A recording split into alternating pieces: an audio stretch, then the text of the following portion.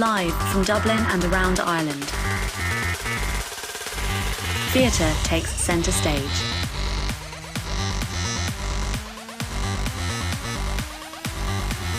Streaming live and focusing on the issues, the art, the craft, the makers. News, hot topics, and artist features. From theatremaker.ie.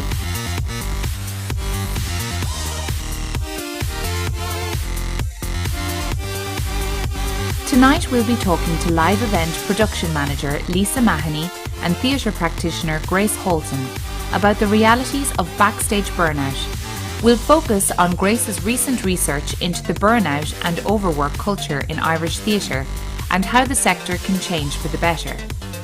Next we'll be joined by Lucy Medlycott, director of the Irish Street Arts Circus and Spectacle Network. We'll be highlighting the misconceptions behind the public's understanding of street arts. Lastly, we'll chat with writer Luke Shanahan and producer Maya McNair about the creation of the Absolute State, part of Galway Fringe Festival. Also on tonight's show, Ciaran O'Reilly and Muireann Ni Raghallaigh.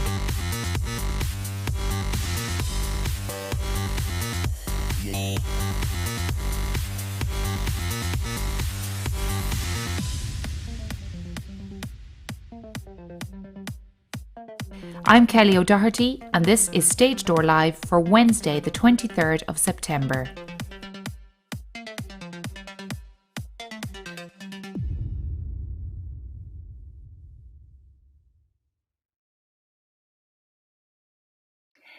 Hello and welcome back to Stage Door Live. As always, we've got a wonderful lineup for you tonight.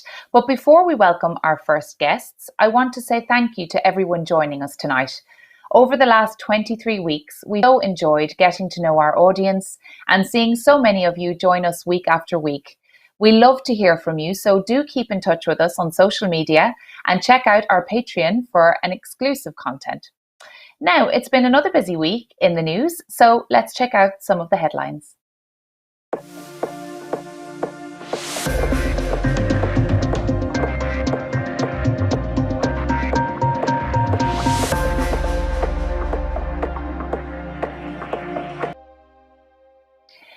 Friday night was a busy night for artists and creatives all over the country.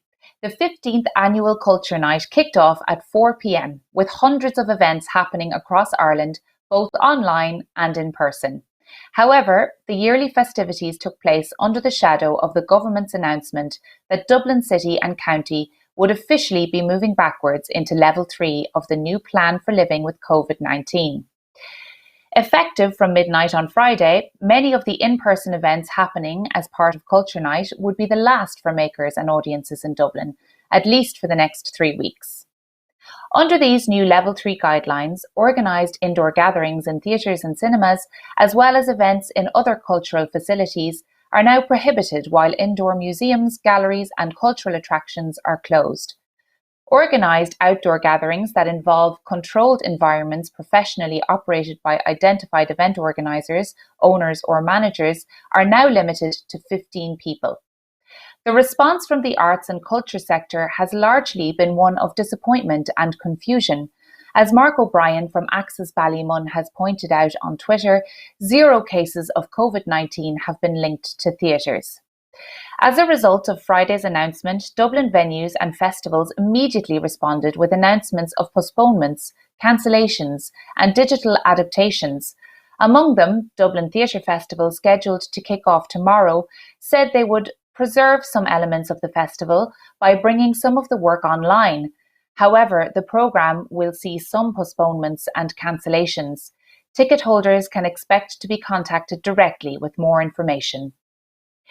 In other news from the government, Minister Catherine Martin announced on Friday the membership of the Arts and Culture Recovery Task Force.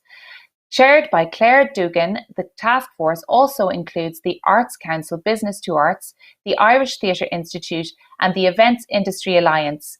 According to a statement on the department's website, the task force will prepare a report for the Minister for Media, Tourism, Arts, culture, sport and the Gaeltacht, including a set of recommendations on how best the arts and culture sector can adapt and recover from the unprecedented damage arising from the COVID-19 pandemic.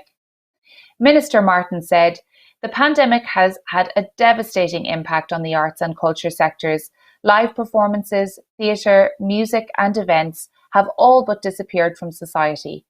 Identifying ways of preserving and re-establishing this once vibrant, heartwarming and magical sector will be a mammoth task." The task force convened via Zoom for the first time yesterday.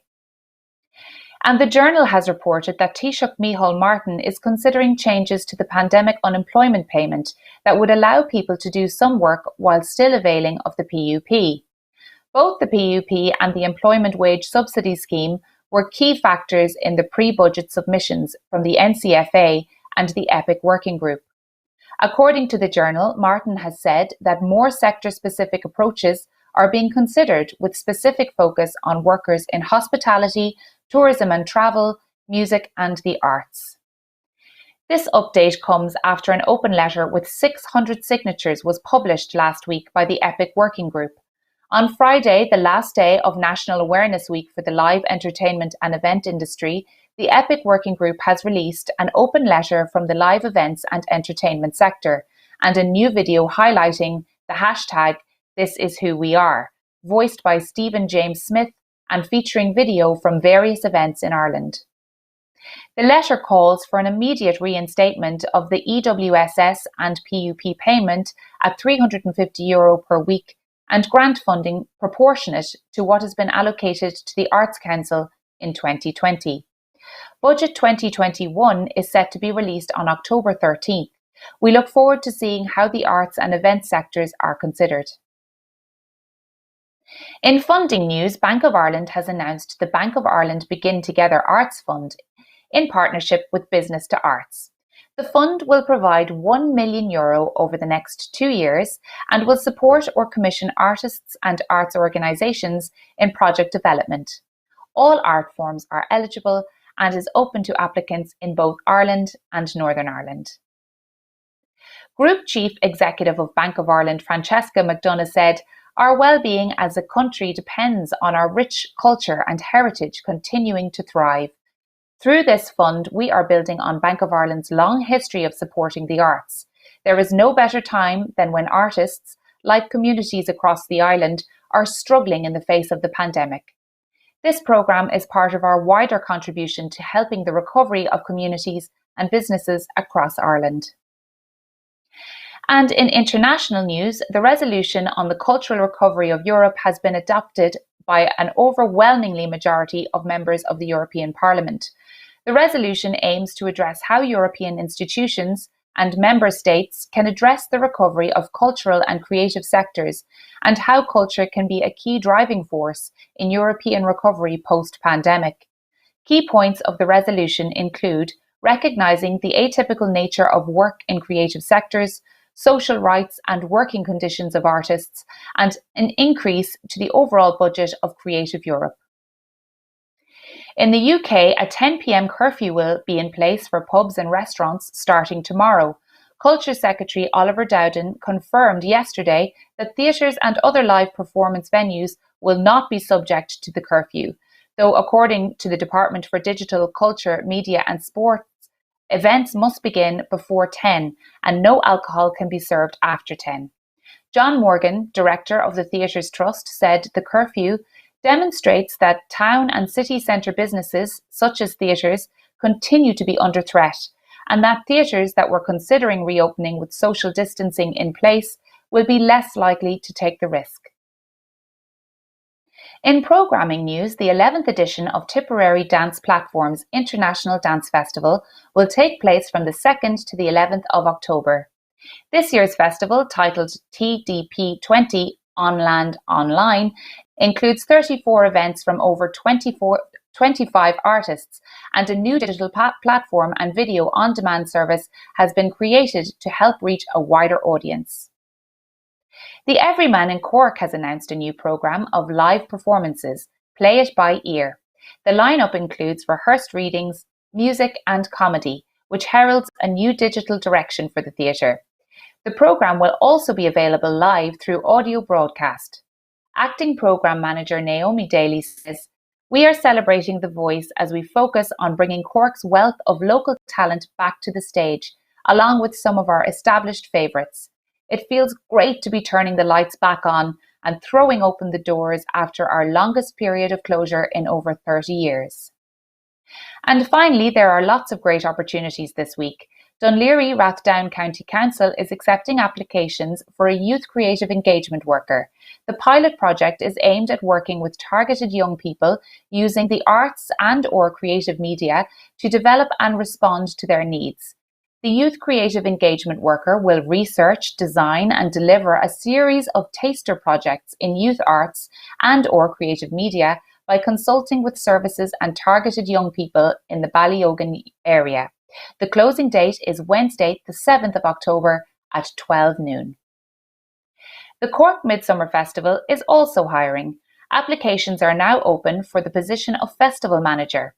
The Festival Manager is a senior member of the core team responsible for managing the delivery of all the organisation's activities. Applications are open now and will close at 5 p.m. on October the 5th. That's all the news we have time for this week, but do check out theatremaker.ie for more news, interviews and blogs from our associate producers. If we missed anything, please do send us your press releases and suggestions to news@theatremaker.ie or slide into our DMs on social media. If you find value in Stage Door Live, please help us grow by letting your friends and followers know. If you're watching on Facebook, hit that follow button and give us a like. Take a moment to share this live feed with your friends and followers right now. If you're watching us on YouTube, make sure to give us a thumbs up, subscribe to our channel and click that bell to keep updated on our new and exclusive YouTube content. Your support helps us continue these important conversations about Irish theatre now and into the future.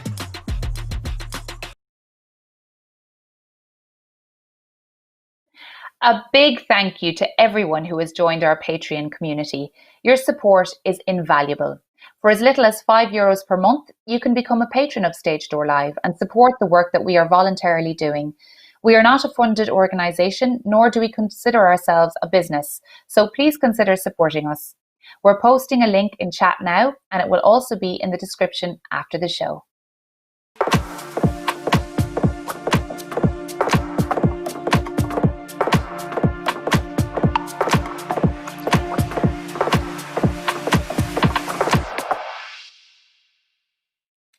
We are joined by live event production manager Lisa Mahony and theatre practitioner Grace Halton. Grace has been researching burnout and overwork as part of her dissertation. And through this work and conversations with Lisa, Equity Ireland will now accept membership from crews and production staff. Welcome to the show, Grace and Lisa. It is brilliant to have you both on with us this evening. Grace, first of all, what led you to decide to study overwork in Irish theatre for your dissertation?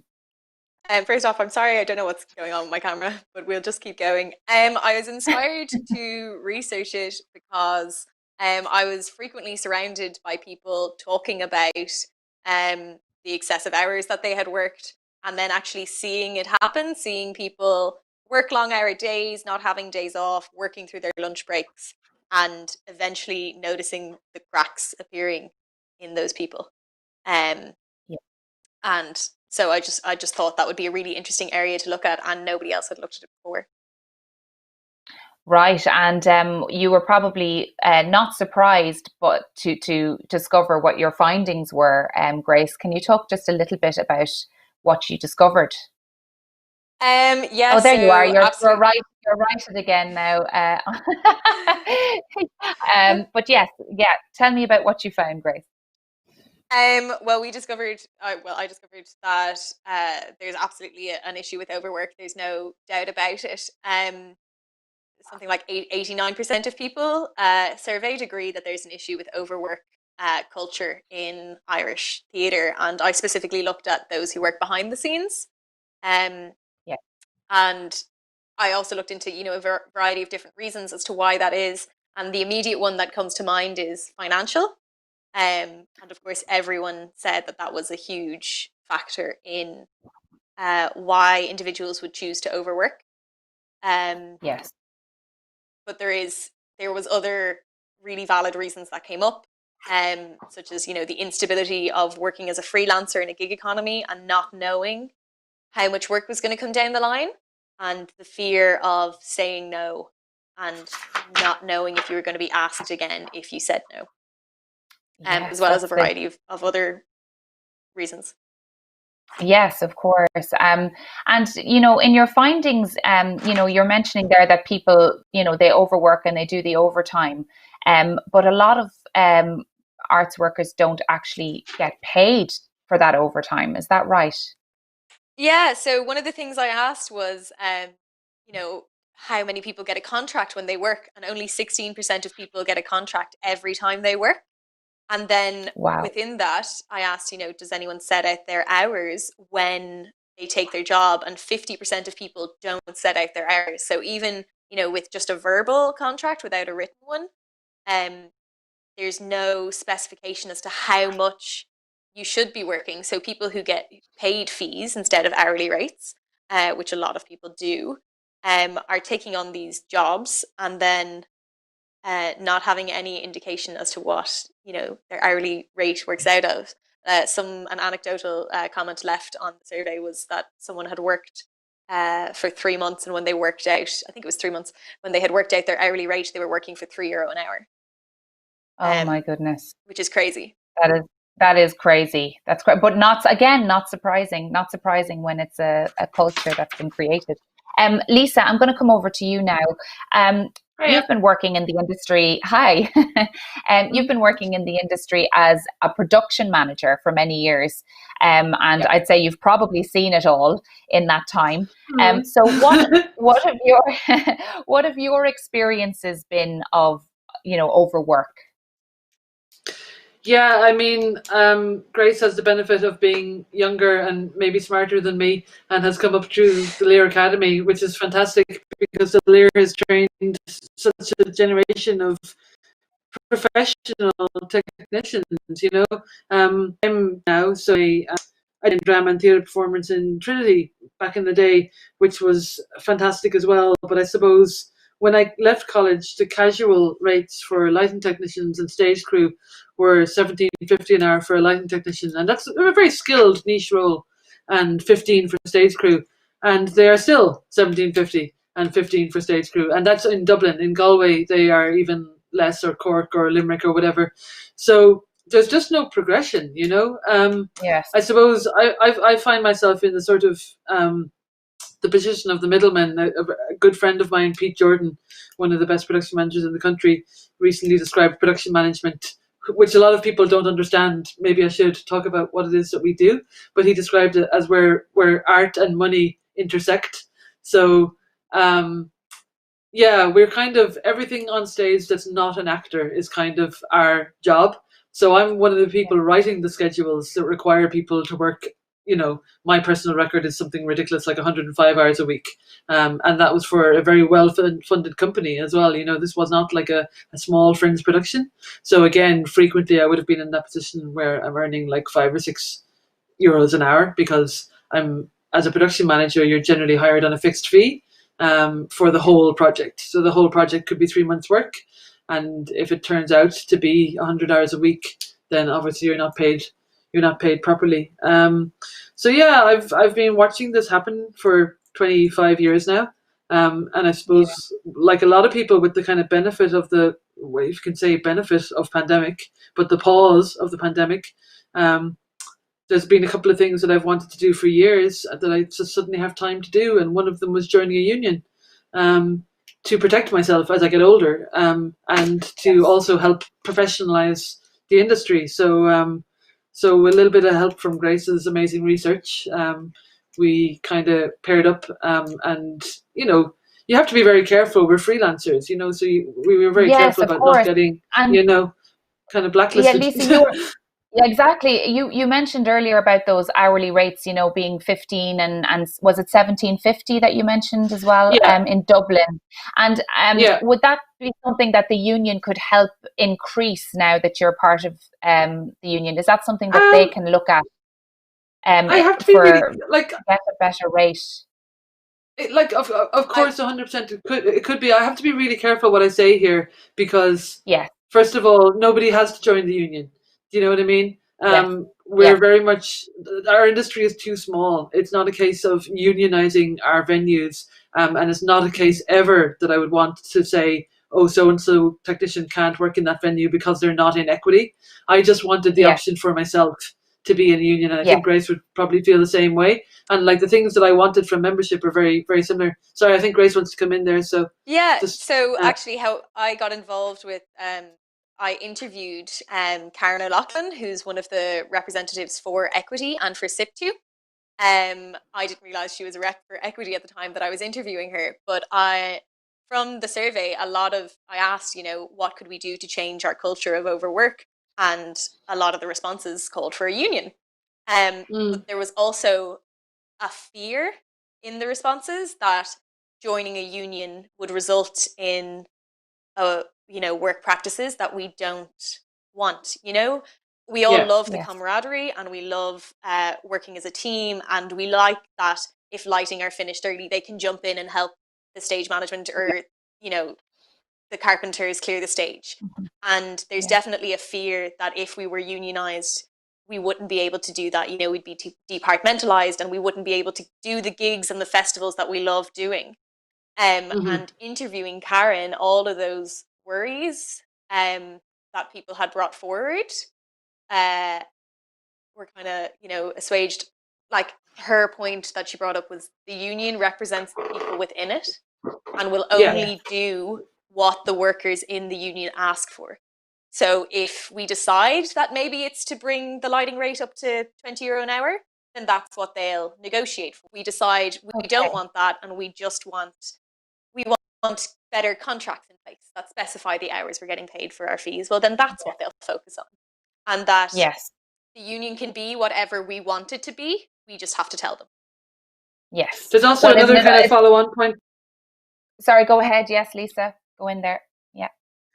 Mine is very slow, so you're going to have to forgive me. I suppose a follow-on point from that is just, yes, of course, will be to be, but there's already benefits. The unit is €100. I think for graduates just out of college, it's something like €10. So even things like Equity have like arrangements with insurance brokers, for instance. So even simple things like cheaper insurance alone will probably pay my Equity sub for the year. And yeah, just all I wanted was like a standard contract that's a place to begin a negotiation from. Like it'll Yeah. probably be based on the Theatre Forum contract. The other thing is like, who do Equity negotiate with? Who do we negotiate with? Is it the Arts Council?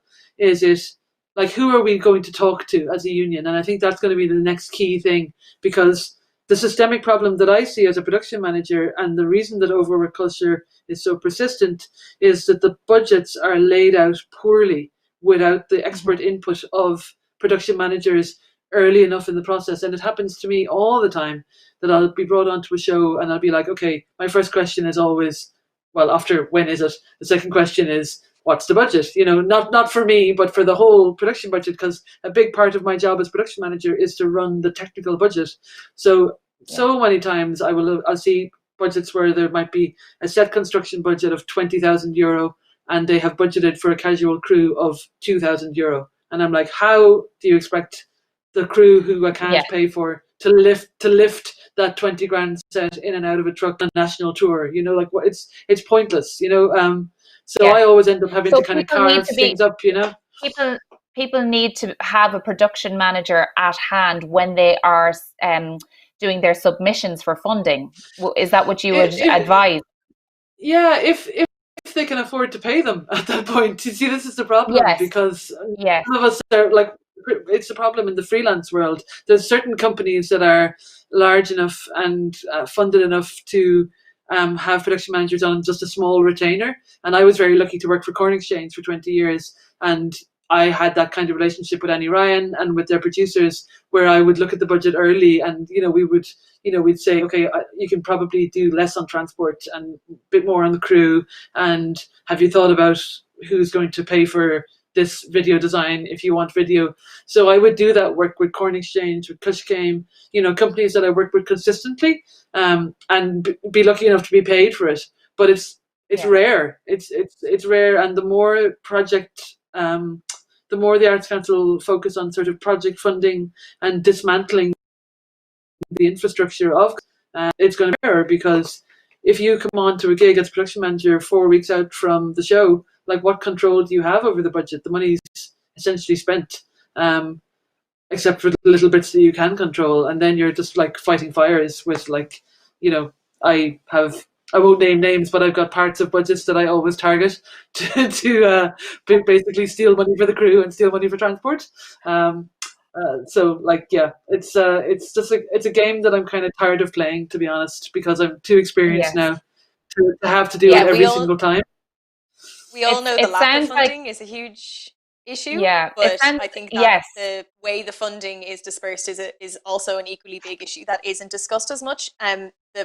I talk about it in the dissertation. The structure we have at the moment, where yearly your company has to apply for a project, it doesn't offer any form of stability, or as a freelance worker, which the majority of people are, you don't know in advance what you're going to be doing, and the companies can't tell you in advance when they want to hire you, because they don't know whether the show is going to happen or not. They're waiting to hear back. Whereas, if you have a company that is funded for a longer period of time for multiple shows, well, then they're able to offer their team, a contract for a year as opposed to 6 weeks. And then those kind of conversations about how much should we budget for the crew can happen, because the production manager is part of the company. It's a big thing. It's all about streamlining. Like I think Grace would be the same. I've been using this pause in our work because of the pandemic just to think about ways we can streamline stuff. So a big thing for all of us is like what we call the black economy of the arts, which is like the constant recycling of resources and knowledge and stuff that goes on. We call it the hidden subsidy, basically, where I borrow X from Y company and Y company lends Z to whatever. So we're just trying to like put some around that and put some actual value on that, and like use this kind of free time to, maybe Dublin City Council could give us a space that we could use to store things that are constantly in and out of cowsheds in Kilcock, and it would reduce the burden on my time. It would make it easier for everybody else. It'd be better value. It's all about getting the most value we can for the small amount of Arts Council money that we actually get.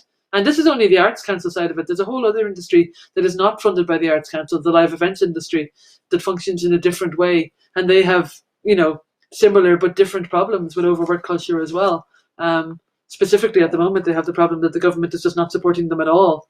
So the likes of, kind of music festivals, that kind of stuff, they have similar problems with overwork. But I suppose generally the wages there tend to be a little bit higher, so maybe people tolerate it a bit more, but I don't know.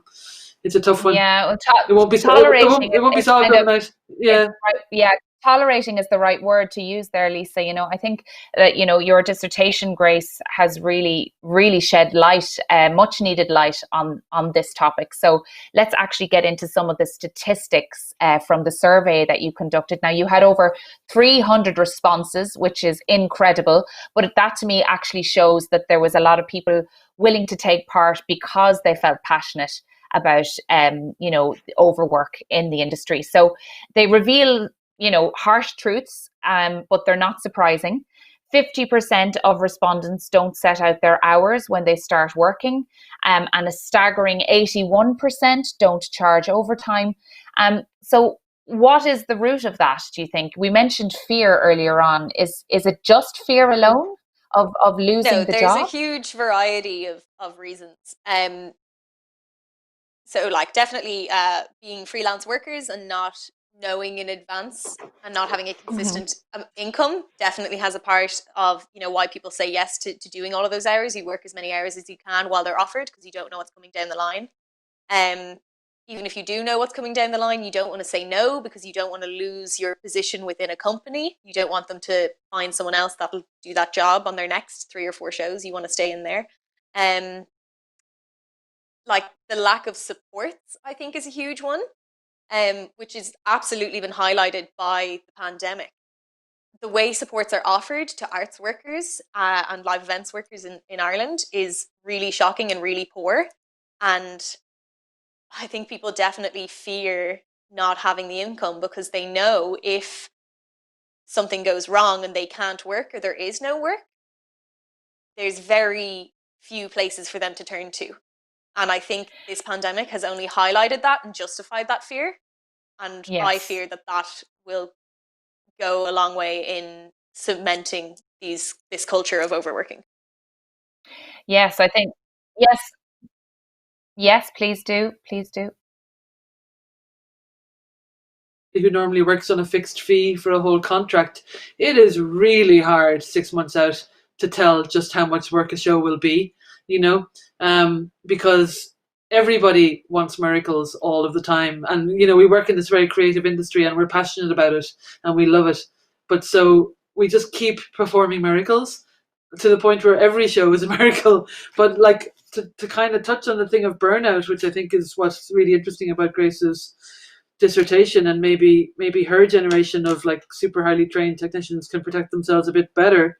It happens because 6 months out you take on 4 shows in the Fringe Festival and Theatre Festival, because that's the time of the year when all the shows happen, and you have no way of knowing how much work those 4 shows will end up being. You know, you might get luckily and one of them's a one-man show with a sofa, but more often than not, one of them's like got a waterfall and a herd of elephants in it, and suddenly you have to like make that happen, you know.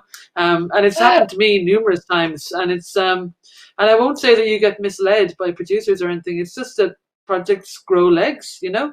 And we're kind of our own worst enemies, because we hate to say no. It's really hard to say no to a designer's dream. Because everything is unique. Everything we do is kind of, well, a lot of the stuff we do has been done for the first time, you know. So like, how do you say no? You can't afford it, you know. Because it's a really hard stance to take. Is there a part of you, Lisa, that likes to rise to the challenge of it? Oh yeah, of course. You know, because then like it's exciting, and then everybody's happy with you. And, you know, gig the next. If you're the player who always says no, then you probably don't get the next gig. You know. Yes.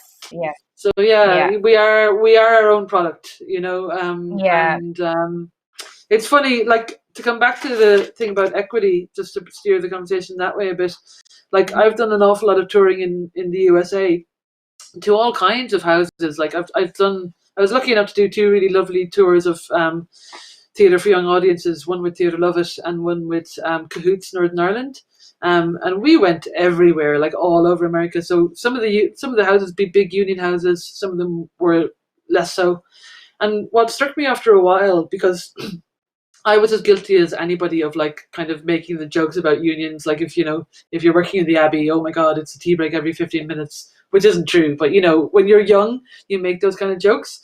But touring America, I kept seeing people in their 60s and even in their 70s working as just like stagehands or mid-level lighting technicians, and you never see that here. And I was like, why is that? It's because they had stability of their jobs, and they had an increase in income.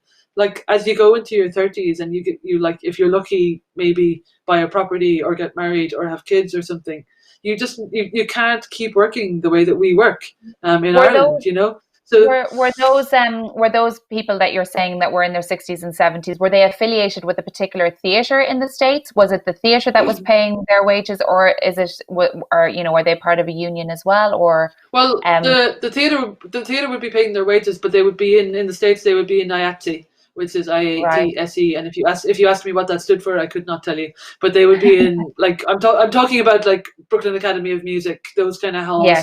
But also university halls. They're being looked after. You know? They're being supported. They're being looked after. Yeah. So basically, the unions over there would have the power to pull all the crew out of Broadway if they wanted to. Now, I personally don't think that a union in Ireland should ever have that much power, and I don't think it will, Yes. But Yeah. at the same time, the reason that I was interested in equity was because I wanted to join a union that was relevant to my industry and understood my industry, and there wasn't much point in sort of joining Unite or SIP2, the more general divisions, So when I was thinking about who I wanted to be in a union with, like, the actors made the most sense to me, because what the technicians need is very similar to what the actors need. And talking about equity allowed me to make a very simple argument to a theoretical producer, who's saying, I only want to pay €3 an hour, let's say, evil producer of fantasy. Like, I could say to that producer, well, why, if you don't want your technicians to be in a union, why do you not want your technicians to have the same protections as your actors? It's a very simple question, Exactly. So you can only kind of say, because we'd like to exploit them. So it was equity. It was equity for me, and then thankfully, with Grace's amazing research, some of which I have yet to read, we asked nicely, and we were let in. So, actually, getting back to the research, let's talk about that now. Your study, Grace, includes suggestions as to positive changes that can be made moving forward. Can you tell us a little bit about them, and are you hopeful that they can be made? Yeah, so there's definitely two differences in them. So, some of them are very much long-term systemic changes, like increases of funding and changes in how that funding is dispersed. But there's other things that we could absolutely do on an individual or on a company level. Like really easy things like learning how to schedule your emails and setting out working hours at the beginning of a show. I can't remember exactly how many, 52% of people always receive work emails and texts outside of hours. That's over half. Okay. Yeah. So, that's disrupting people's evenings if you have children or, God forbid, a hobby, there's no reason why that can't wait until the next morning. So, like, use the schedule function on your email, such a simple thing, but can make a big difference. And there's definitely a competitive nature in overworking, and that's something I've noticed more around younger technicians as opposed to people who've been here for longer. I don't know exactly why it is, whether it's determined to prove yourself or something, but you hear people bragging and talking about the excessive hours that they've worked, and that culture and how important that is to you definitely depends on where you are and who you're working with. So that's something we can easily change on an individual basis, stop doing it ourselves, or if we spot ourselves, talking about it and condoning those excessive hours, to check yourself and stop. Or if you see someone else, have a conversation about why it is they're doing those hours. Yeah. If I could come in there, my personal resolution to myself, my New Year's resolution, even though it's not the New Year, is just to never do more than 60 hours a week again. If you can imagine that would be like a good working week for me, 60. If the job is more than 60 hours a week, it's a job for two people. And a big thing with COVID is, like, one of the kind of opportunities of COVID is that we kind of have to think about using deputies and understudies anyway. And I've worked that way for a couple of years, where I would have somebody kind of deputizing for me, or somebody that I could hand a project over to. And now we have to, because if I get a call from contact tracing and I'm like the linchpin of the production and I believe that nobody but me can do my job, then I've left that production in a poor place, because there should be somebody else that could do my job. Because if I have to self-isolate, So there's kind of an opportunity with COVID there to say, like, look, if the job is 100 hours a week, it's a job for two people, And I personally would always, I would rather be paid less and have a healthier life and have, God forbid, a hobby. Like, I've got a couple of hobbies now; they're great. And have a family life. I'm delighted to hear that, Lisa. I'm delighted to hear that. Well, that competitive. That I recognize that competitive thing that Grace is talking about, because I did it when I was in my early 20s. We all did. We bragged about, like, oh, I've been awake for 36 hours straight and I'm that great and everything. But like two things. First of all, it's dangerous. Second of all, you can't really do it past the age of 40. You just can't, No. So like, let's stop bragging about it, Yes, I think that's a great note actually to finish our chat on tonight. Ladies, I could have talked to you all night. That was so interesting and very, very important. And Grace, as your title of your dissertation, I quite liked the punch that it had. The show must go on, but at what cost? I thought that was, a great point that you were making there. And I wish you all the best, both with, joining equity and making changes and, for the positive, for the better, for your sector. If I could give just one shout out to Gemma Tipton. Gemma Tipton, Irish Times journalist, wrote an article that I think I might be paraphrasing, but it was like, theatre was broken before COVID-19. Let's not remake it in the same way. And I kind of used that article. I posted that article on Facebook. I said, hey, I'd like to join a union. What about equity? And like 57,000 responses later, I collated all those responses and sent them to Karen. I'm exaggerating 57,000. It was about 75. But I collated all. Amazing. That's what I did. I collated the responses and I sent them to Karen, going like, "Listen, this is what the industry thinks." There and is I didn't meet a single person.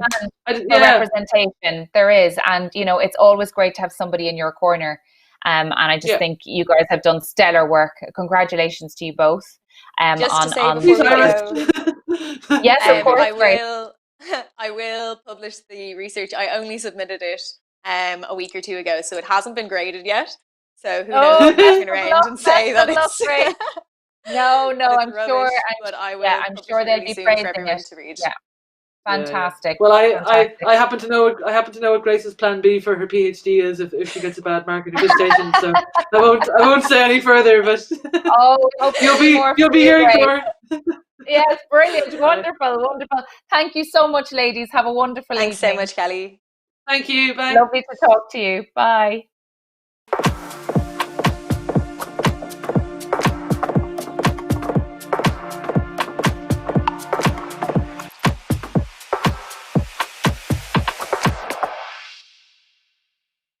Oh, I'm just buzzing from that chat. It was wonderful. Our associate producer, Abby, had the opportunity to chat with Ciaran O'Reilly from the Irish Repertory Theatre in NYC. Irish Rep was one of the first off-Broadway companies to organise a programme of digital theatre, and they're in the middle of preparing for their autumn season now. Let's take a look. Ciaran, how are you? I'm very well. I'll be so glad to be here. You're originally from Virginia, County Cavan. Can you tell us about your journey to the States from Ireland? Oh, sure. God, it's a long time ago now, but yes, I came to the United States without any clue of what I wanted to do with my life. But I did know that I wanted to get away from Cavan and I wanted to get away from Ireland, and I wanted to go, and follow the music of, at the time, Bob Dylan and Neil Young and the Eagles, and I wanted to go to California and hang out and Flower Power, even though that had gone maybe a decade before. But it was the idea of wanting to go there, and the last thing I wanted to do was to have anything to do with Ireland or Irish culture or any of that stuff. And then I came to New York for a brief stop to maybe earn some money to go out west and just sort of drop out. And then I was in a bar across the street from an Irish theatre company. I'd never been on the stage in my life, but somebody didn't show up for a tech rehearsal. And I knew somebody that was associated with the place. And they said, why don't you go over and just stand in for them? And I went over and I stood in for the actor. It was in Brian Friel's play, Freedom of the City, and I was given evidence in court, and I didn't even have to learn any lines. I just had to read the evidence to the judge, and I read the evidence to the judge, and there was a spotlight put on me. I thought, this is fun. Maybe I'll, and then I did another play, and then I did another, and here I am, over 40 years later. And this is what I've been doing since that day that I was sitting in the pub, making my way to California to drop out. Well, so how Very did small. Irish Rep come about?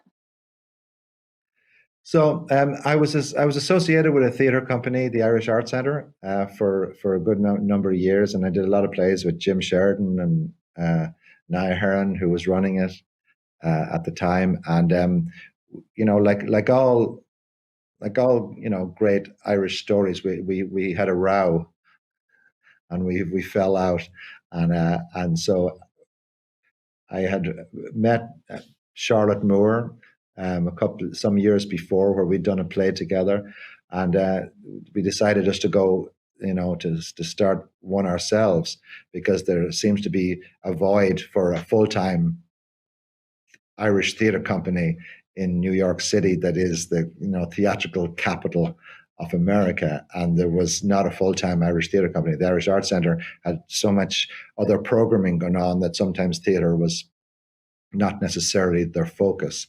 And so we decided it was going to be a full-time theatre company that would operate year-round. And that was in 1988. And we started with a very small and simple play, Sean O'Casey's The Plough and the Stars, that is, 18 actors and 4 sets.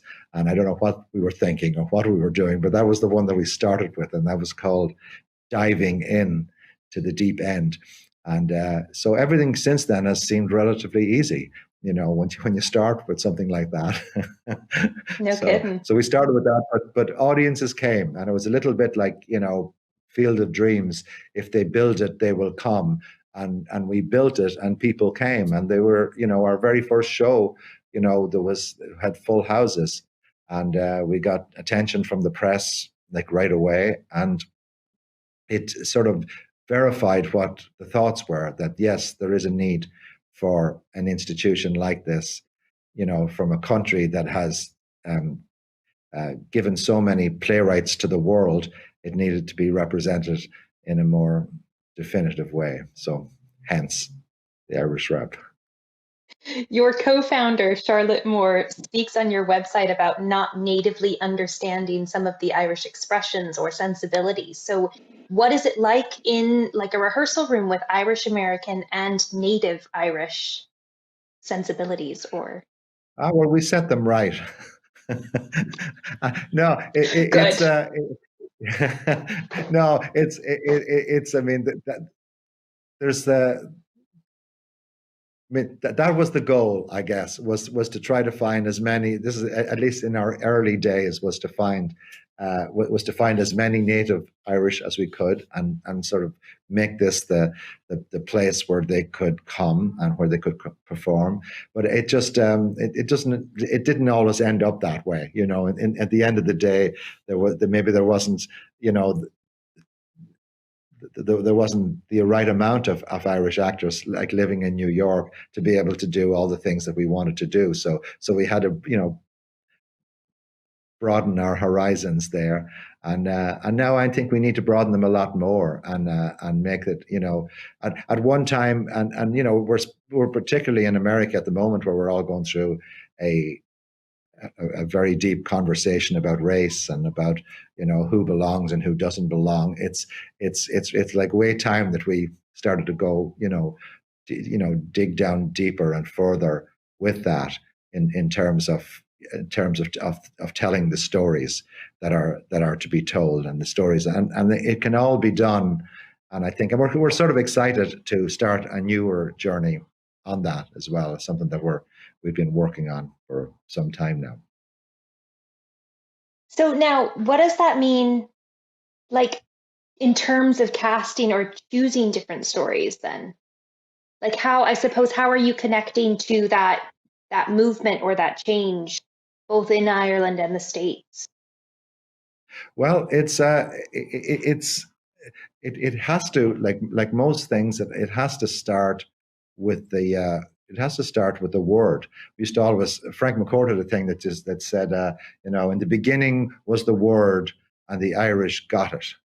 And so we always think it has to begin with getting the material to make that happen. But trying to find new works that reflect the sort of the diversity that is in Ireland.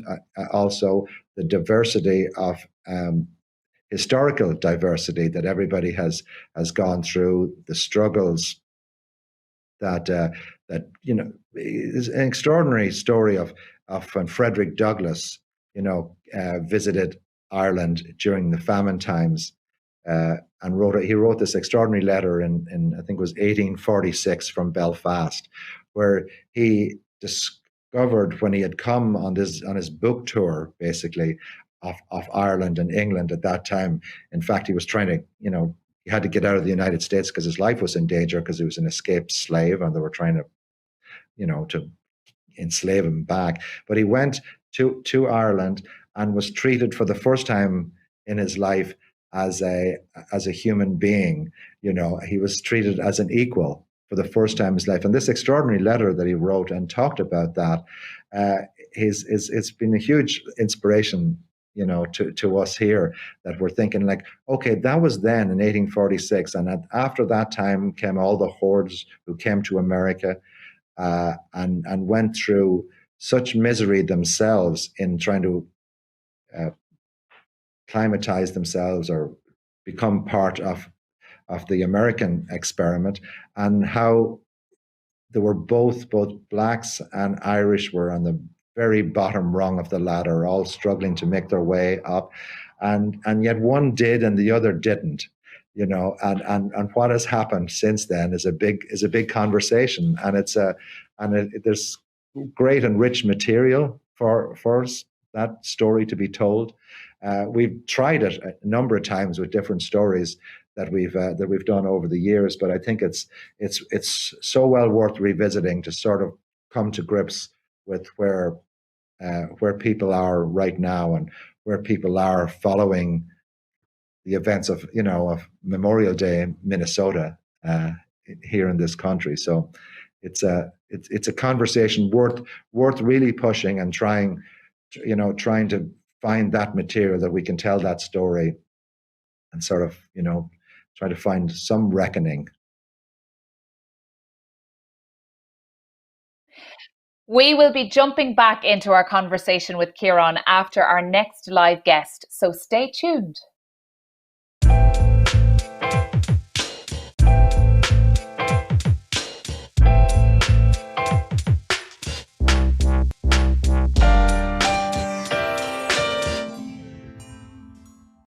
We are delighted to now welcome Lucy Medlycott, co-founder and director of the Irish Street Arts, Circus and Spectacle Network. ISACS is a membership organisation purposefully set up to support, encourage and empower these collective art forms in and out of Ireland. Welcome to the show, Lucy. Hi, Kelly. Thank you for having me, and thank you, Theatre Maker. Yes, it's so lovely to have you on. So would you first of all talk us through how ISACS started, and its role in the recognition and representation of circus, spectacle and street performance? Gosh, okay. Well, ISACS started in 2010. I used to work I had my own company called Bui Bollock in Wexford, and we were just becoming more and more conscious that it was a constant struggle to try to find enough resources to support our company, our workers, pay our rent, do all the things you have to do. And so we discovered, we started lobbying and trying to talk to, campaigning to raise the funding for our own company. And then it suddenly dawned on me that it wasn't just about our company, it was about the entire street art, circus and spectacle sector. And I had a conversation with my colleague and friend Chantal McCormick from Fidget Feet, and she was in the exact same position, thinking the exact same thing. So together with Chantal and supported with our pal Ula Hockanan from Galway Community Circus, we formed the ISACS network just to bring together the sector, to unify the sector and to raise the profile of the art forms. So that was in 2010. And in 2011, we kind of were like, what's happening? How do we do this? And then in 2012, we kind of brought everybody together and really started to build the network. Fantastic. We're a big fan of Chantal on this show as well. We had her on one of our episodes. So it sounds like there's those two great women, yourself and Chantal, campaigning for the street arts industry in Ireland. Wonderful. So many of us, I suppose, think we know what you mean by street arts. What are the misunderstandings between public perception of street art and the actual definition? Oh, well, I mean, I don't know if there's misunderstandings. What do people think about anything, particularly, when it comes to art? I don't suppose lots of people spend a lot of time thinking about what does it all mean, or what is it, or, we just go about our daily lives. But for me, what street arts is any art form that takes place in the public realm, or in a place that is not a defined cultural centre or institution. So they usually don't have red velvet seats. They usually don't have a door and a ticket person collecting the tickets. That is what it is. It's work, art, any kind of art. It's genreless, that just happens in a new undefined space. So for me, that kind of blows up what that kind of conception that street arts is a certain thing. So people might, for instance, think street arts is solely restricted to busking, or solely restricted to music, or solely restricted to graffiti. They might have those kind of ideas in their head, but it's so much broader than that now. And I think street arts is really the future of where arts is. I think it's blowing up boundaries and defying expectations. Yes, it is. It's a cultural conversation. So I mean, obviously now with everything that's happening, with COVID, and outdoor theatre is becoming more popular, and this is kind of probably the way that street arts might actually blow up even more in Ireland. So what do you have coming up, Lucy? What can we look forward to seeing? Well, that's the tricky question, isn't it, Kelly? Because we don't know. I mean, everybody is kind of making decisions day to day, hour to hour sometimes. And we, as we saw, as you said at the top of the programme, Dublin Theatre Festival had to throw all of its plans into, disarray and rework how they're going to do with, less than a week.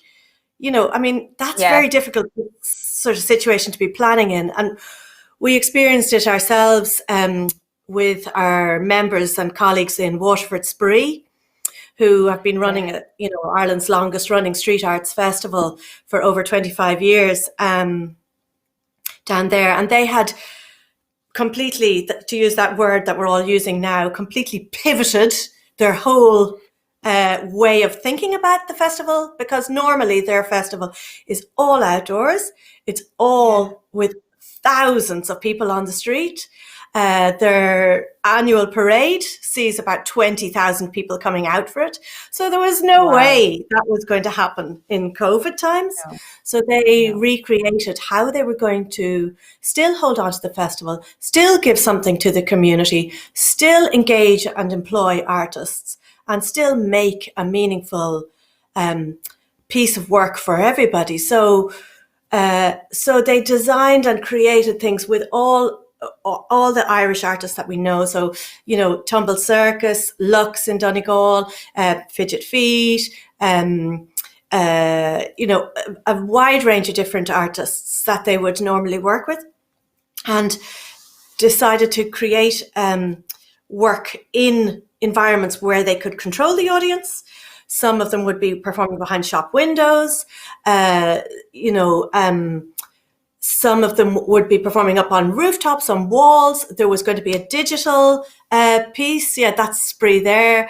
So you can see that's their normal audience. It's huge. Yes. I know, and it really does make me so sad, to see that, like, we're very far away from that happening at the moment. So I suppose that's why I was just a little bit, please, Lucy, give me some good news so that we have something to look forward to. But as you say, it's very hard to plan anything because all of these things, the organization that is involved, particularly with street arts, because there's so many things at play. So I can imagine the frustration of, going ahead with something like Spree, and then being told, oh, actually, these are new restrictions now, and you have to change it all over again. So how have you guys been coping with that? Exactly. Like last week, like in the space of a week, they changed their mind 3 times from 200, an audience of 200, to an audience of 15 outdoors. Where you can have 50 indoors, but 15 outdoors. It just didn't make any logical sense.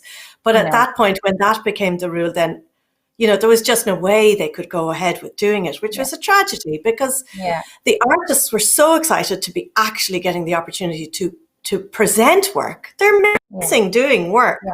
And the audience they had decided to do everything in the evening from 8:30 to 9:30.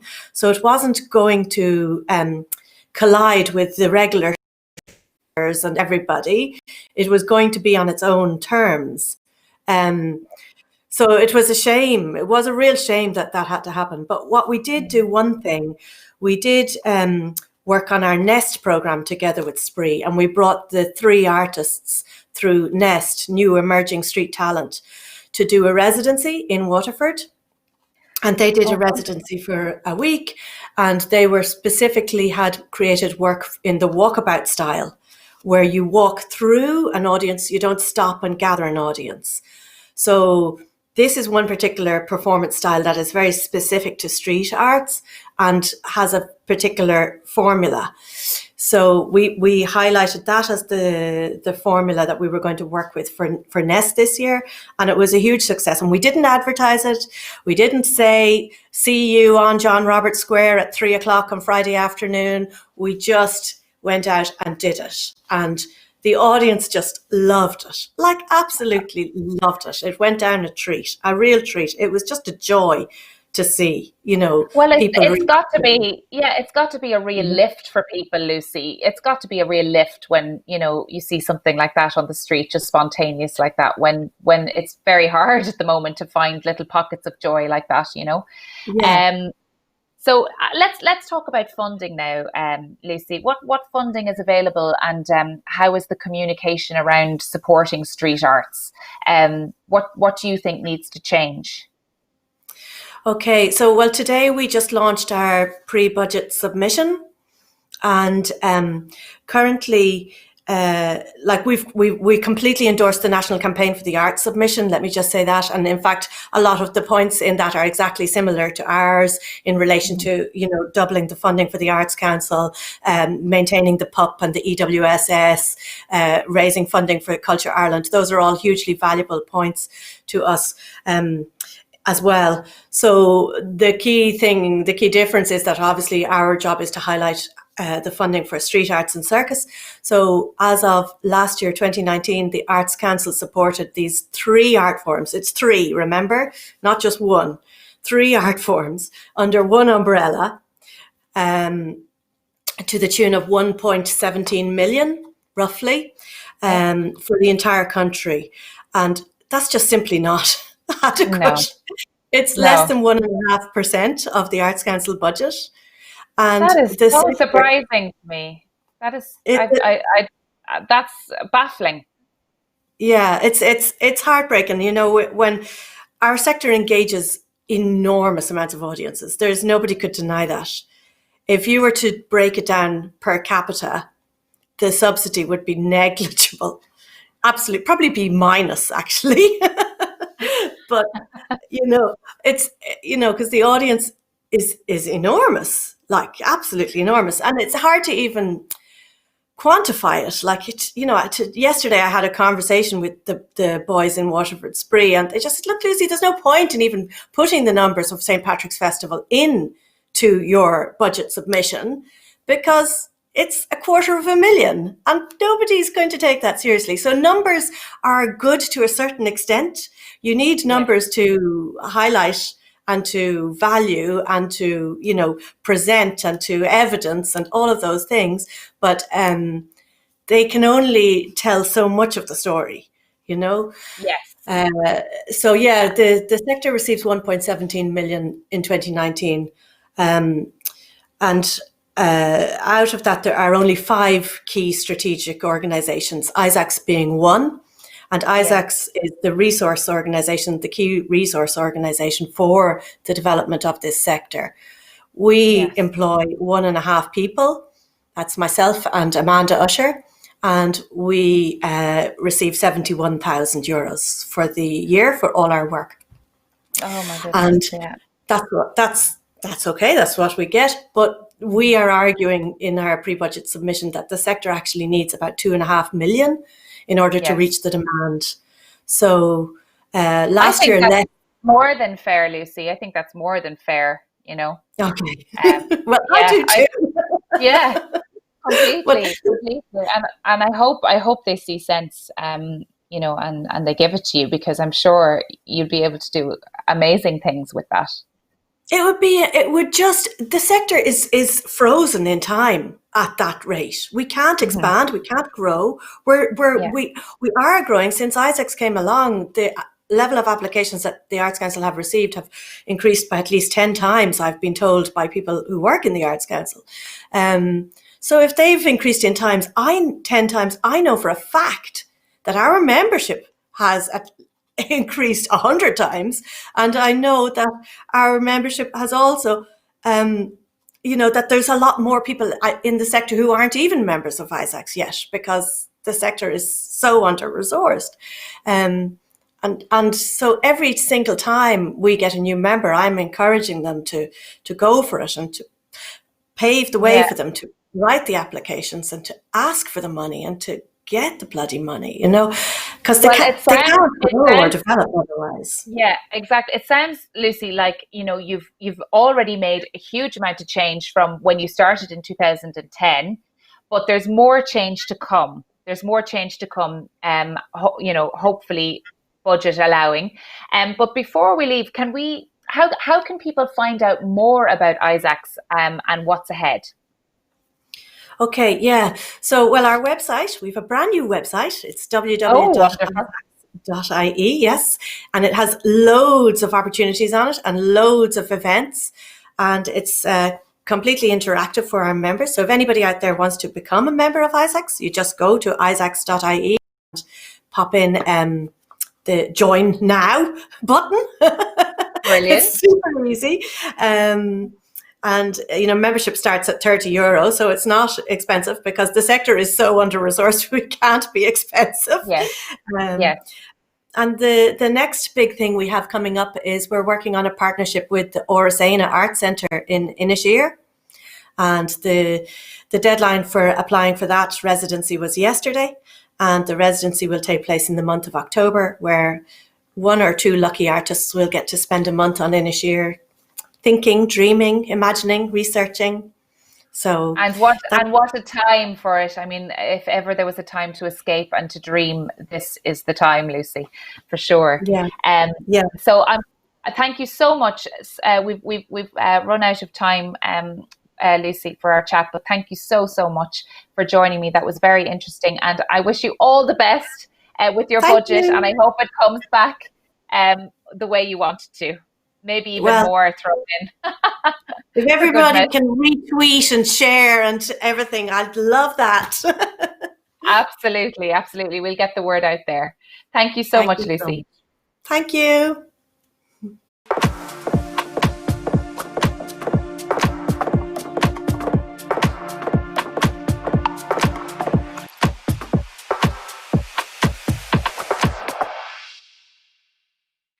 Let's jump back into Abby's conversation with Ciaran O'Reilly from Irish Repertory Theatre to hear more about what they've been up to recently.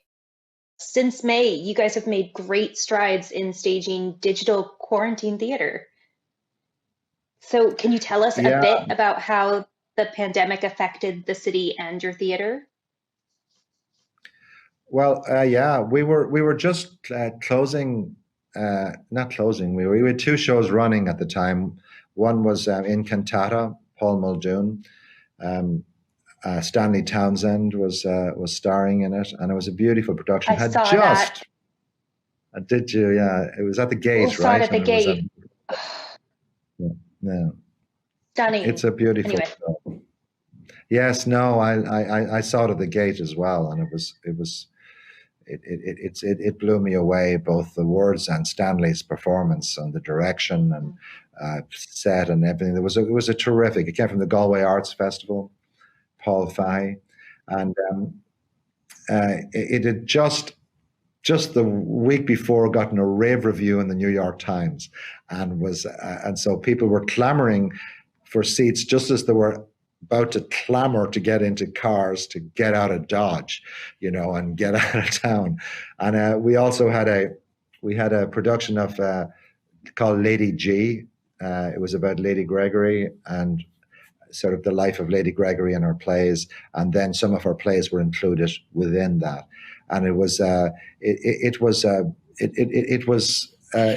it was doing extremely well. We were so happy to be doing it because there was a Lady Gregory exhibition happening at the New York Public Library, and Lady Gregory's great granddaughter, Jane Murray, was coming over for that, and then she was coming to see our show and all of this, and we had to close just before that happened.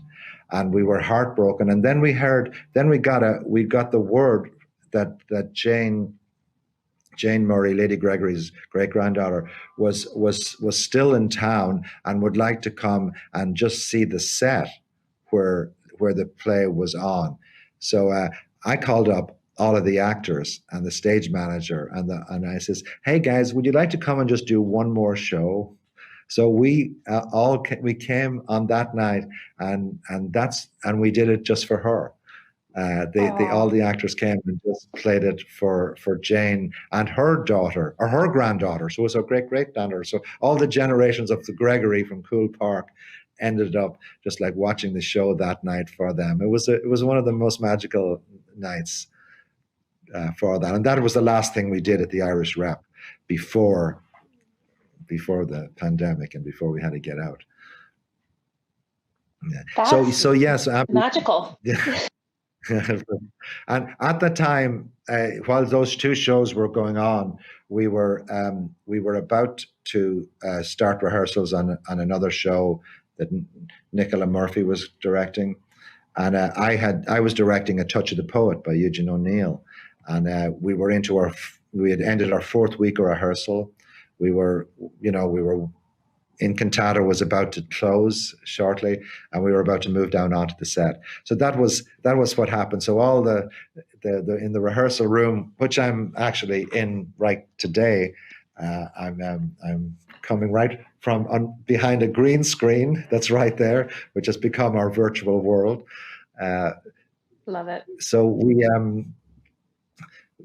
all the costumes were here, all the props, all the the settings. The set was built. So we decided that would be one of the shows that we would do this year. But sorry, you had asked an earlier one. So we did start. We did jump out of the gate the second pretty much within 2 weeks of being shut down. We started a series called The Show Must Go On Line. That was done. It was curated by Mick Malamphy, one of our actors, and it was basically pretty much songs and poetry and bits of scenes from plays and stuff like that. And we offered one each day for, I think that lasted for maybe a month or two. And then we started another series called Meet the Makers, which was meeting all the backstage people and interviewing authors and designers and stage managers and everybody. And that was something else we did. And then we decided to do a season of plays, and we did a summer season, starting with Molly Sweeney, Brian Friel's play. We did Yes, which was Molly Bloom, but that was done with Aideen Maloney, who was down in Miami. So we got a whole new, different version of Molly Bloom. Instead of being, waiting for Leopold to show up, she was looking out the Miami skyline. Good on her. Yeah, and then we did The Weir, which Conor McPherson so generously donated it to us to go and do. It's a lovely man, this Conor, and we then we did a Noel Coward, Love Noel, the letters of and songs of Noel Coward, and that was the first one where two people were actually together in the same thing. They had rehearsed together. They're old friends. They meet all the time anyhow. So they said, no, we want to go in and do it. So we shot that at the Players in Manhattan, and that was our summer season. The Weir was tougher because it's 5 different characters all in a bar in County Leitrim, on a windy night, and so all the actors that we had done, again, was a production we had done, and I directed it, a couple of times over the last few years, but it was still, God, it was 5-8 years ago, since they had done it, so they had to try to. So we sent them, so we called them up and they were all willing to do it, except they were in 5 different states in America at the time. They were in Vermont and North Carolina and Connecticut and New Jersey and Brooklyn. And it was, so we had to get all this stuff to them so that, when you pick up, when you pull a pint in North Carolina and you handed it to somebody in New Jersey, that it's the same looking pint, that they get, and it has the same amount of froth on the head. And so there was a bunch of challenges to make sure that Well, looking forward to your fall season, I'm really interested in Paul Durcan's "Give Me Your Hand." So it's a poetical stroll through the National Gallery of London. Can you tell me more about that? Sure. He's that wonderful poet, Paul Durcan, and he basically wrote a book of poetry called "Give Me Your Hand," and it was about sort of his version of what he would sit and look at paintings, and he would write a poem based upon his feelings or his sentiments on that painting or whatever it inspired. It's most certainly not a literal description of the painting, or maybe has absolutely nothing to do with it. It may be flights of fancy, but it's a wonderful, juicy piece of writing about that. So we have done. This was a show that we actually had done again, maybe 9 years ago. I think it was 2012. Yeah, so about 8 years ago, with Dervla Malloy and Dermot Crowley. I mean, who I think are just, two of Ireland's finest actors, if I may say, just wonderful, and we love them dearly. And they, so they're going to go and shoot it again in London, actually, in a couple of days' time. They're going to the Corona Theatre in London, generously loaned us their space to go, and then, because they're both based in London at the moment, and so they're going to shoot that there. And this time, when we did it before, it was basically an actor on each side of a screen, and we would project the image of the painting on the screen so the audience could see it, and then they would do their do the poem, perform the poem in front of it. Sometimes it became a dialogue, the poem, but it is. So in this case here, I mean, it's kind of, again, it's a pretty good COVID piece that we can use the screen to be filled up with the painting, and then merge the actors in and out of the painting. And it's I'm very, very much looking forward to it. I think it's a really sexy piece, to be honest. That's the word. Yeah, and I will say that the National Gallery has been really, really generous with us in procuring high resolution images for this production. It's great, because I think they're closed as well now, so it's a way of spreading the gospel. How can Irish audiences access these? Well, we're on our website is www.irishrep.org, and you can go on at any time and you can book it. And we are offering them for free with a suggested donation of $25 to watch the show, and we encourage people to donate if they can at all, because it certainly goes to to the artists, and it goes to keeping the theatre alive during this time. But you can book it for. We basically roll these out on the same schedule as if it were a live presentation. So we so each one of these shows, Give Me Your Hand and Touch the Poet, On Beckett, Belfast Blues, Child's Christmas in Wales, all of them are there for a week or more. So you get 8 performances to choose from, and you just book it in. You don't have to pay to watch it. Please do if you can, but you can just book them in, and then you will be sent a link on the night of the performance that you have booked for, or if it's a matinee, an hour before the show. You'll get that link, and then you can watch it for the show. And after that, the link goes down and is taken away, so nobody can actually record it and keep it for posterity. That's not happening on this. This is just for to watch the show once. Definitely. Well, that's amazing. So what if Irish artists are watching it and they've booked in, and now they want to get involved with Irish Rep? They want to either come over to the States or work with you guys online. How would they go about getting in contact with you and working with you? Oh, we're we're on our emails are online. So let us know if you've got some ideas of things that we love to we love to have people come. We've had so many artists come over the years, and it's the Irish Repertory Theatre. That's what we want to hear from people. We want to hear what's going on over there, and be a part of that. So please be in touch. Ciaran, thank you so much. This has been an absolute delight. It's been great to chat with you. Oh, it's been lovely talking to you, Abby. Thank you so much for having me. Oh, that was a lovely conversation there. We'll link Irish Rep's website in the description box after our show. Although we did get to share a lot of the interview with you tonight, the full interview will be released on our YouTube channel very soon.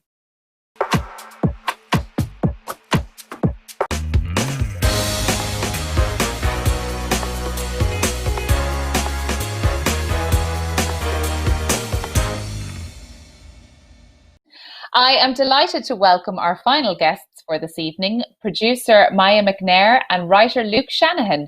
Their project, The Absolute State, was part of Smock Alley's Seen and Heard Festival in early 2020. And in July, they were offered the chance to join Galway's virtual Fringe Festival. Welcome to the show, Maya and Luke. It is just lovely to have you here with us. Thanks for having me. Hi. It's so nice to see people sitting together. Normally everybody's on a screen, so it's lovely that you guys are close together there. Okay, wonderful. I'm going to start with you, Maya. You met each other at UCD.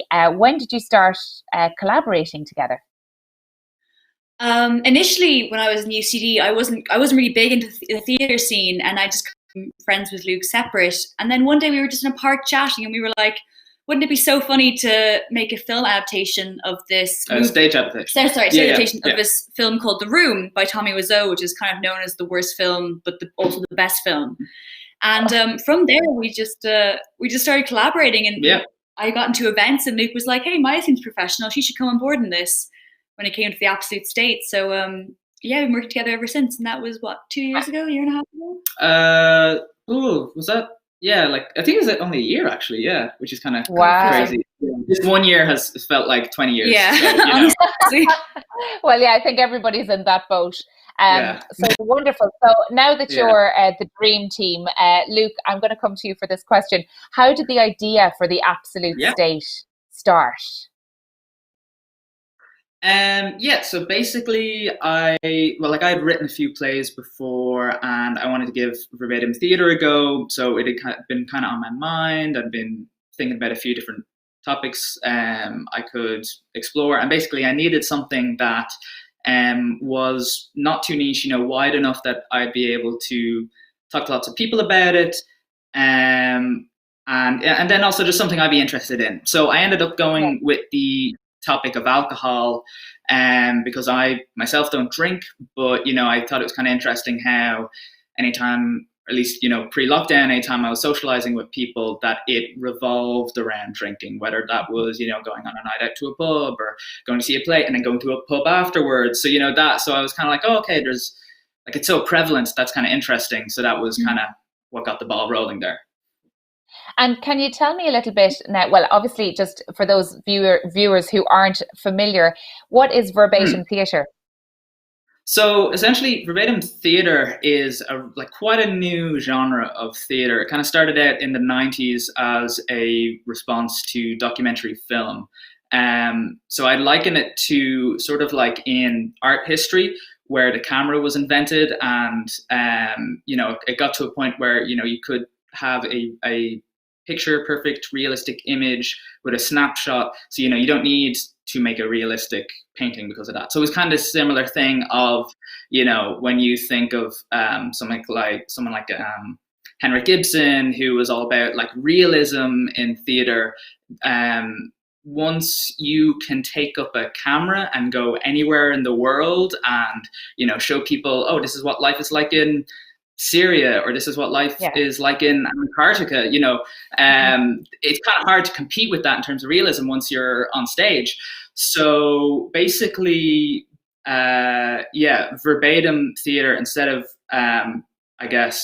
bringing the audience somewhere else, they kind of bring somewhere else to the audience. So the way it works is you go out, you conduct interviews with people around, perhaps a recent historical event or some sort of social issue, and then you transcribe these interviews into the written word, and you take sections from the different interviews, like word for word, hence verbatim, and you edit that into script, and that script is used as the script for the show. Yes, so it's quite a long process. Then you need to be very dedicated to what you're doing, and it sounds like you guys were, which is great. So can I ask you, Maya? I'll come to you for this. How was the feedback from the run at Smock Alley? Overall, it was really positive. Like, from the amount of work that Luke put into it, I was expecting it to be. But interestingly enough, we got a lot of responses from parents saying we should do this for like kids in school. It's like alcohol awareness and like, possibly the dangers or like the side effects or actual social situations and stuff, which we thought was not an expected response. It was not something I'd really considered myself anyways. But overall, very positive. I think one thing that because a lot of people don't know what verbatim theatre is. A lot of them are like, oh, it's interesting to like, it really felt like a real conversation. And I was like, that's the thing, it is. It's a real conversation that happens. Yeah. All the ums and ahs and those pauses that people take were all real. And I think a lot of people didn't quite get that. And they were like, oh, damn, like, that was written so well. It was good. I think on the whole, people enjoyed it, Yeah, very much so. Fantastic. So, Maya, what threw you into the producing role? What did you learn through the experience with Seen and Heard?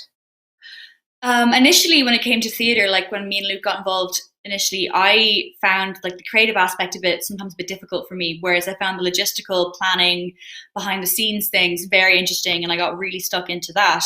And then when I changed colleges and courses into event management, I found a way to incorporate, things I love about theatre to things I love about events and producing from that way. So I was able to be behind the scenes but be really involved, and Seen and Heard made it really easy to do that. They did a bunch of producer workshops for us, which they told us how to market shows properly, how to really, get the ball rolling on that end. They taught us how to kind of talk to people in theatre and how to go about getting your shows put on and how to take the next step and not just have the show end with Seen and Heard, which is kind of how we Galway. Yeah. And have you caught the producing bug now, Maya? I'm definitely stuck in. Like, I can't see myself in anything else now, Wonderful. We love hearing things like that on Stage Door Live when people get the theatre bug. Brilliant. So, Luke, Galway Fringe Festival, many others, are going virtual this year. So what was your initial plan for the show, and how did you go about modifying it into film? So with Seen and Heard, we had like a one-on-one meeting where they were basically Cliona and Cuiva, who run it, were kind of like, okay, so what do you want to do after this? And kind of suggested some festivals, some theatre companies they think would be interested in the work. They think the work would suit. And yeah, so that's how I ended up applying to Galway and a couple others. And then obviously, months went by and I didn't hear anything from Galway, and I kind of thought, okay, that maybe that ship has sailed. And then, yeah, in late July, we got the call and they explained that they're going virtual.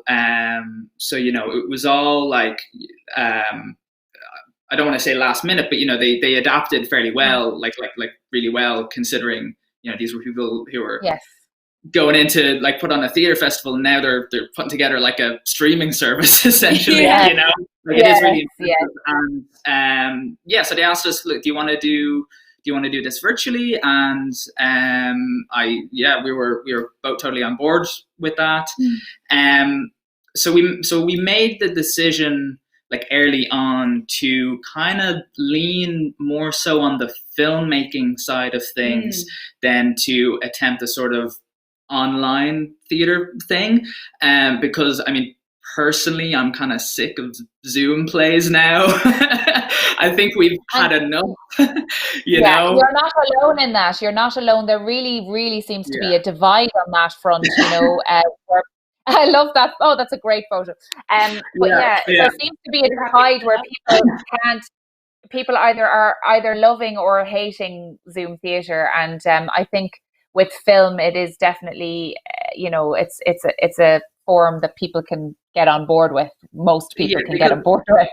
So, if you're on a screen anyways, I think it just makes more sense to utilize that medium as much as you can, because I suppose what doesn't work for me with a Zoom play is that the rules of theater aren't the same as the rules of film. So, if you have, an 18-year-old sitting in her bedroom talking about how she's a 6-year-old divorcee, I can see she's an 18-year-old sitting in her bedroom. Like you can do anything on a screen, so there isn't that same kind of suspension of disbelief that you have in a stage. If that makes sense, So it does. Actually, on that note, on that point, was there anything about the piece that lent itself to the medium of film more than stage? Yeah, I think so. So I found when I was originally applying to Galway, to some extent, I wanted to turn the Absolute State into a full production, but I wasn't entirely sure how. So what was great about film is just that thing of being able to edit back and forth between any space and anywhere in time. You can be in someone's sitting room 1 second and just like that you're in a park or something, or walking into the sea, as we just saw. So that was the picture you shared. That was Gemma Bovenizer, our cinematographer, and also she edited the film. So early on, me and Gemma met up to basically storyboard each shot, and we kind of just like bounced ideas off each other in terms of like how we could frame each story, because each sort of individual like anecdote or story or whatever you want to call it is framed in like a stationary wide shot. The visual reference was a Swedish film called A Pigeon Sat in a Branch Reflecting on Existence, and it's all the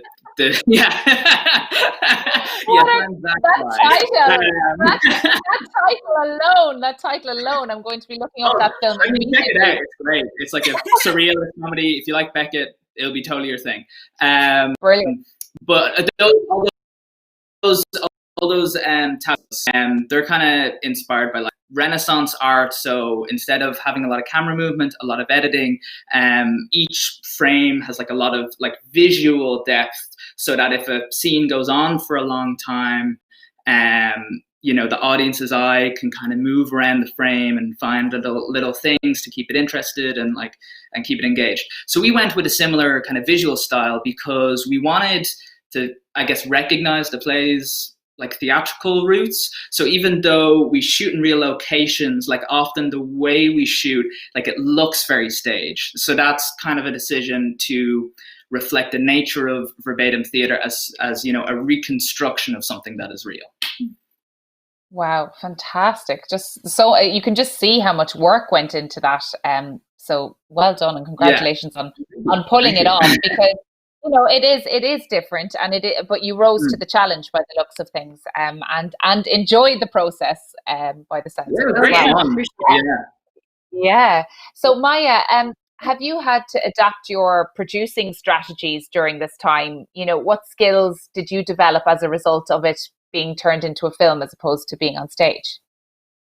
I'm not gonna lie, like, as I'm very new to the producing world and as the role, sometimes I don't really know what I'm doing sometimes. Like, kind of just, I'm happy that everyone in my position, like everyone in our show, is of student level, and everyone's happy to, like, if I make a mistake, they're happy to be like, oh hey, maybe we'll try something else. And it's just been a very like fostering environment. Is that the correct way to call it? Yeah, everyone's just... Maya's being cool though. Maya's great at producing. She just doesn't want to show up. I definitely terrified of professional. The sign of a true producer is modesty. You're on the right track there. Brilliant. So this is a question for both of you.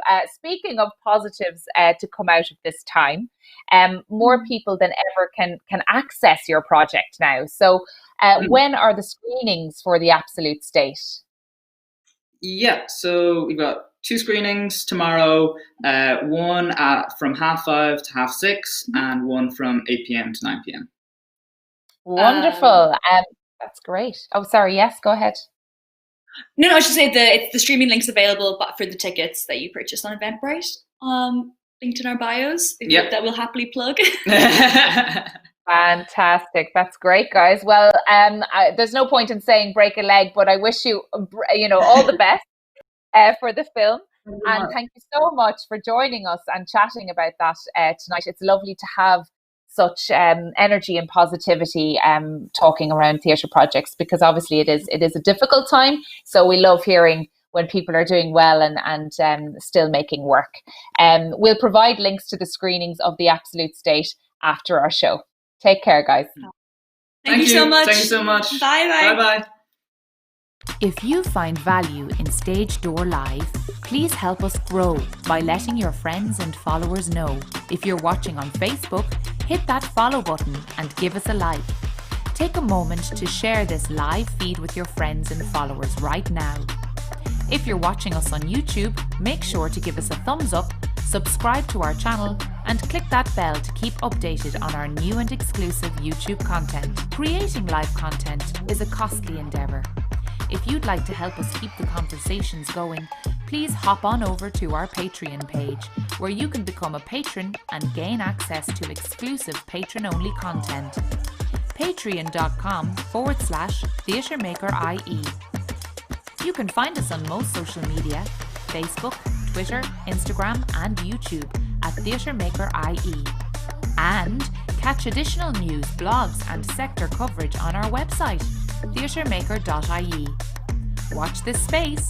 There's more exciting content on the way from theatremaker.ie.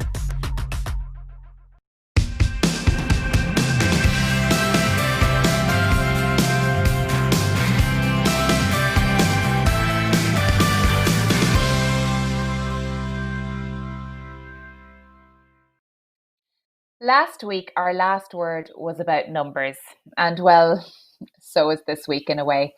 Over the last 24 weeks, we have brought together over 130 guests to discuss creativity, process, work, and the issues that exist within our sector. We have covered the ever-changing news of the week and debated the most pressing of those issues. Over 60,000 people have viewed our content on its various platforms, and we have created over 50 hours of video content. In fact, there are a few more numbers which you may have heard Janice share before the show. 23 episodes, 22 artists in isolation, 18 final poetic thoughts, 13 special feature interviews, 10 special reports, 70 plus live guests, 53 plus featured artists and makers, and 130 plus guests being given the platform to share their stories on our show. And that has always been our goal with Stage Door Live and theatremaker.ie. As we entered a very strange period in the history of the world, we knew that we had to find a way to bring people together to talk about our past, our present, and make our future better. The pandemic created dire circumstances, but in the pain, we hoped to provide a light to find the path forward. We knew we had to inspire, if not you, ourselves, through this very tough time.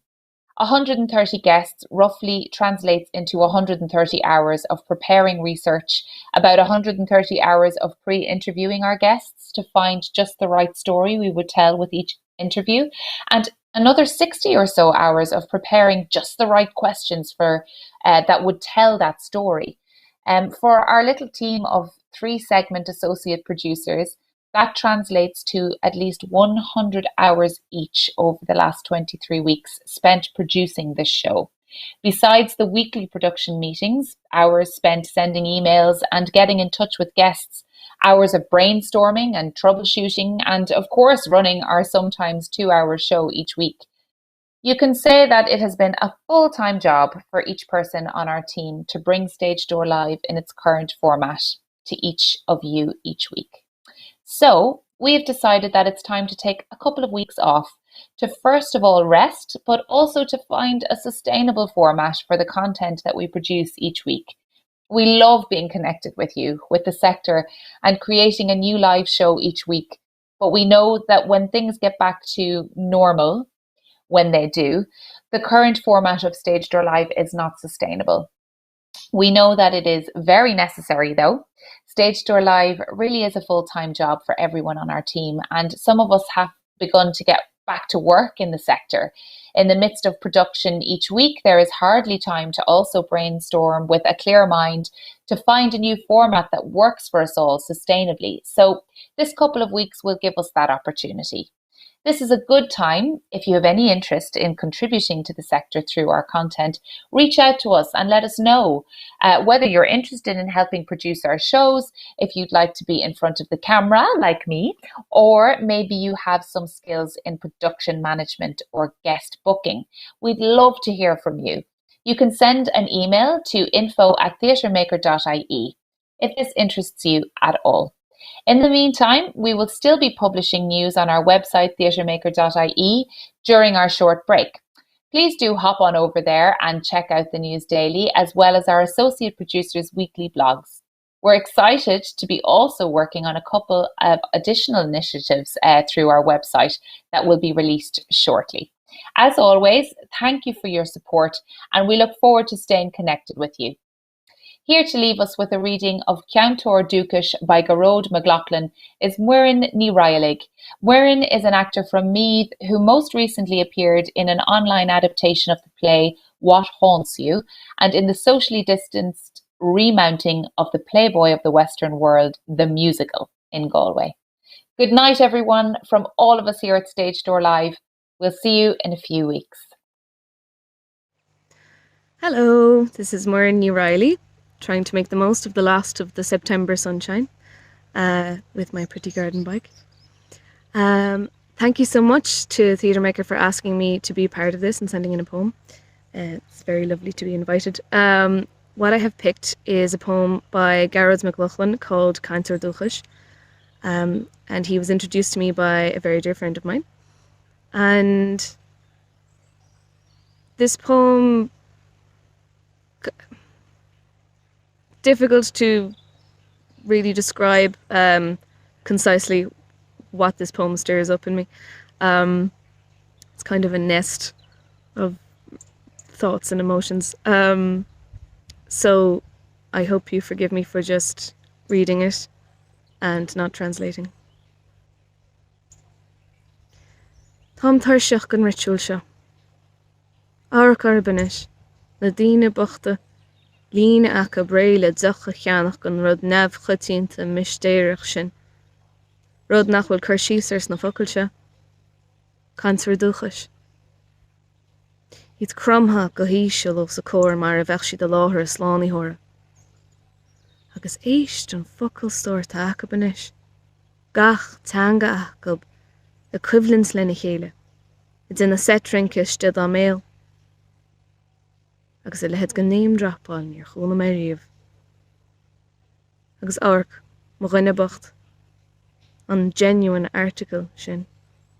Ach roihin si é, go dtí nach duine é níos mó ach rud níos mó na duine. Rud luchhar. Show de mail am muice. Írsma. Sa nocht bei áran acab, bar mála acab, scon na gailge acab, beach acab. Hiúil mé le cálín trá. Cálín des dóiúil. Bachántar dúcha sí, ach flaise chud póg chu des le póg a béla.